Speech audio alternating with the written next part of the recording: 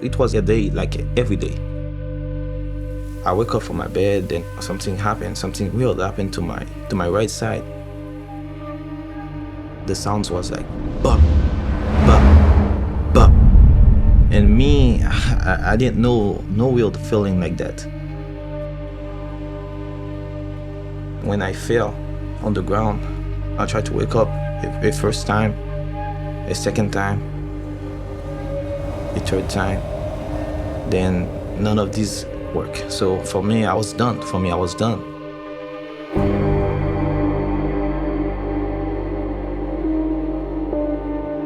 In the morning, it was 5 in the morning.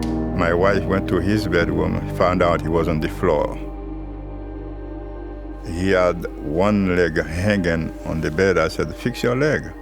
That was the right leg. And then I noticed he used his left hand to grab the right leg, put it back. That's how I noticed he was paralyzed one side. I said, oh my goodness. That morning, that was my worst morning in my life.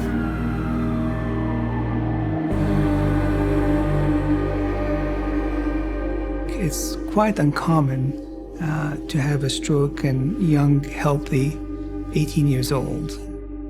The easiest way to put it, it's kind of a heart attack for your brain. Blood flow to one part of the brain is cut off, very rapidly, and so that part of the brain isn't able to function without blood flow and without oxygen. From the moment it starts, that tissue starts to die.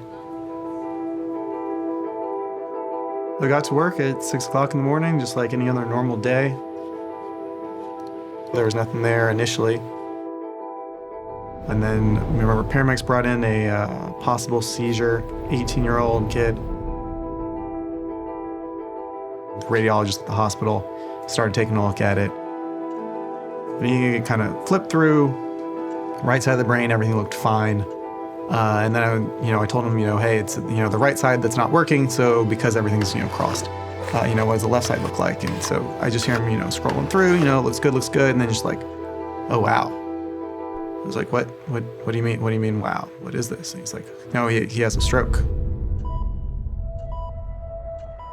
Once we had that it was a stroke, like that doesn't happen, that never happens. Now it's time to go. Now it's time to do the things that you trained and learned to do over the years. It's a moment where you wanted to gather all these tools. You want to focus it on him.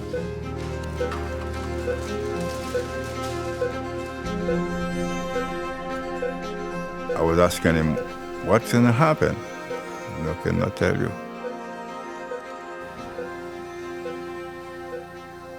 So I said, well, I better not listen anymore to you, just I'll let you do your job.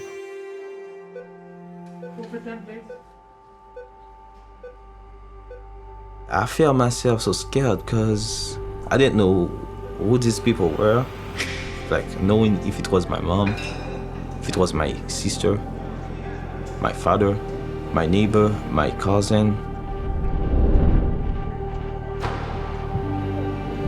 So right there, I was like in the hands of God.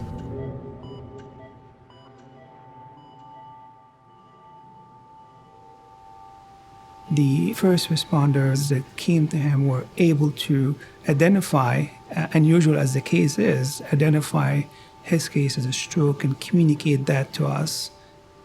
With about 5-6 minutes, we were able to retrieve this large clot and open up the blood vessel to his brain and save his life. I was just trying to remember things, and then I couldn't remember. The speech therapy and other to make me remember some words in English. They showed me a pen, then I said a ball. They showed me a ball, then I said a book. Yves was able to say that he had a stroke, but he did not really understand what that meant. He really needed a lot of just education of what was different now than before the stroke. I felt like Yves was very optimistic about his recovery. He did not seem scared. It was really like he kept asking me when he was going to go back to school. And I really, in my head, I was like, oh, maybe you shouldn't go back as soon as you go home. But he had it in his head.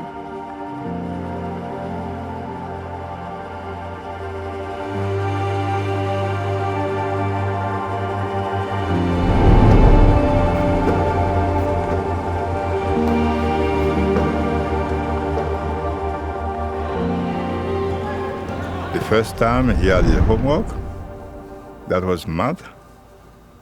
And then he was trying to do it, he said, I don't get it, I don't know how to do it. And he's very good at math. And I said, okay, he's still missing something. And tried to help him out. After about 30 minutes, he said, okay, I got it. I don't need you anymore. You got it right there. He did the first day. I said, okay. Making progress, homework like this, like that, very quick as he used to. He was so happy to go to school.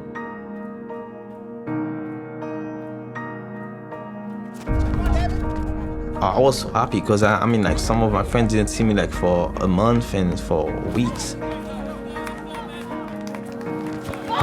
Everybody was like, hey, what's up, what's up? Everywhere, what's up, hey, what's up, where have you been? Everywhere. The good thing is, he's 100% recovered, and I still call it a miracle.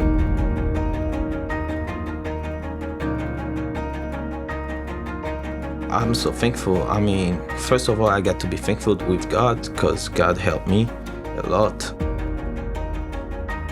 And I will be thankful, secondly, to the hospital.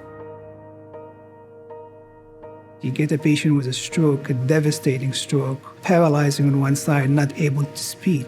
In a matter of a few minutes, seeing the result of reversing that, I can't describe it to you.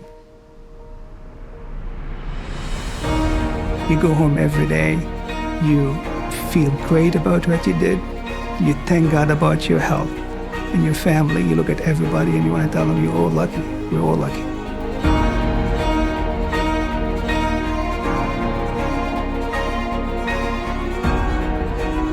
I try to make like every moment, every single moment, being like a really good moment. Because one day, a friend that you talk with might not be there. So that's the reason why when I go to college, I want to be a doctor. A doctor that will bring them positiveness, bring them like some love. Everything that we built together as a team has worked to get him to be healthy. Just, it doesn't get better than this.